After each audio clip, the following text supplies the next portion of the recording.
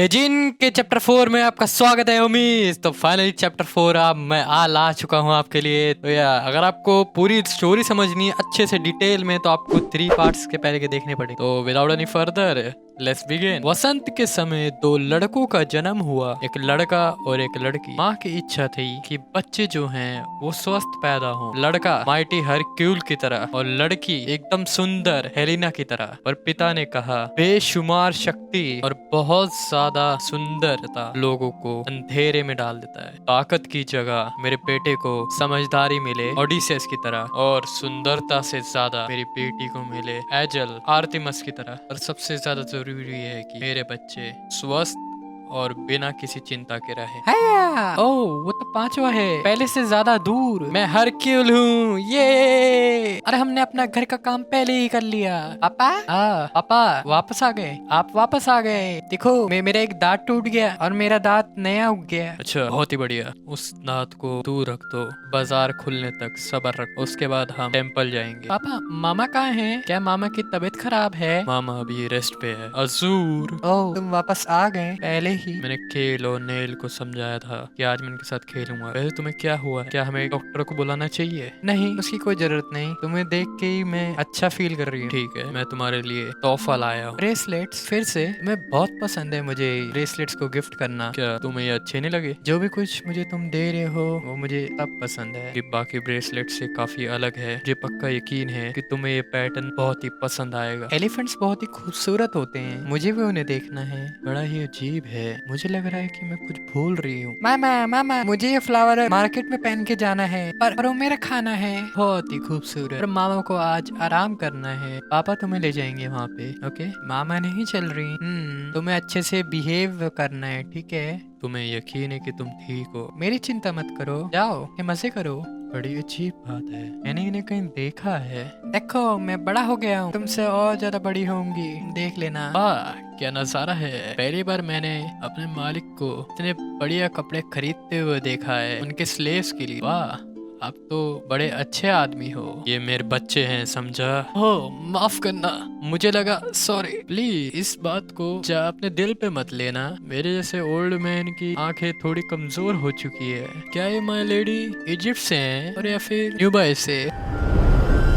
पापा क्या हुआ? मुझे ये चाहिए। इलियाड क्या तुम्हें कहानियाँ समझ में आती हैं? हाँ मुझे आती है, मामा ने मुझे सिखाया था इन्हें पढ़ना। तुम्हारी उम्र के लड़कों को तलवार और चाकू पसंद नहीं है या कोई कवच?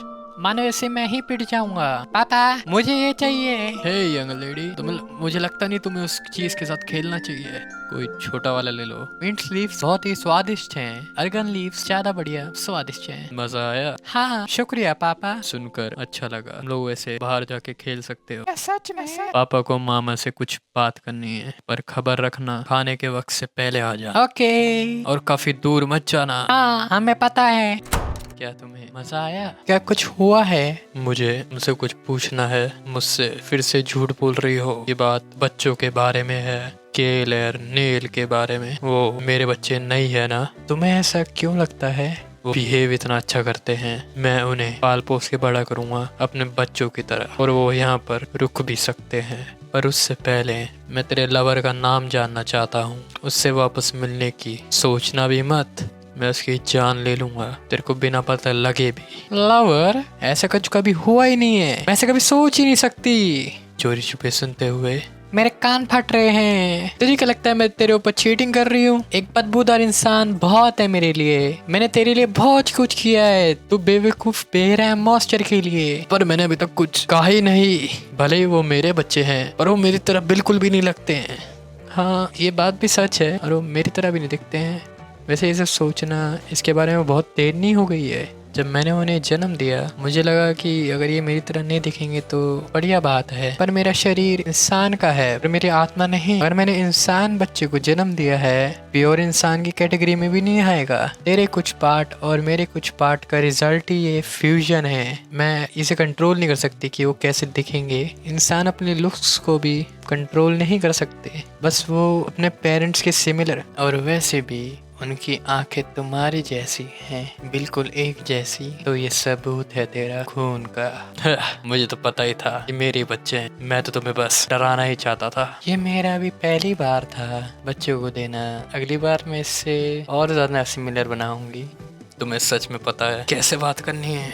हमें पता चल गया आप हम लोगों को नहीं चाहते। हम लोगों को पता चल गया आपको नया बेबी चाहिए। आपको हम कह रहे कोई जरूरत नहीं है, हम घर से भाग जाएंगे बहुत दूर। नहीं बेटा, ये सब नहीं, ऐसा नहीं। चलो डिनर का समय हो गया, खाने चलते हैं। ओके। उसके बाद वैसे उस समय गैलरी ज्यादा ताकतवर नहीं थे, पर पाइकमैनों ने उन्हें रोक रखा था सीधी रेखा में, एकदम अच्छी तरीके से। धीरे धीरे करके वो आगे बढ़ते गए। चाहे पॉन्टस के पास चैरियट था, वो लोग बहुत लोगों से घिरे हुए थे, तो वैसे भी वो कुछ नहीं भी कर पाते वहाँ पे। टर्टल शेल की स्ट्रेटेजी बड़ी कमाल की है। हाँ, क्योंकि पापा ने उन्हें लीड किया था आखिरकार। पापा बहुत ही अमेजिंग है। ऐसे भी वो बहुत महत्वपूर्ण था उस समय योजना बनाना। मुझे अपने पापा की तरह बनना है। कुछ बहुत ही अनुभव हुआ है। फॉर्मल जनरल ने मुझसे पूछा कि मेरा कोई बेटा है जो कॉप्स में ज्वाइन करना चाहता है, तो मैंने उस समय केल से पूछा कि वो महान रोमन सोल्जर बनना चाहता है अपने पापा के जैसे। तुम्हें पता है उसने क्या कहा? न, मुझे नहीं लगता मैं कर सकता हूँ।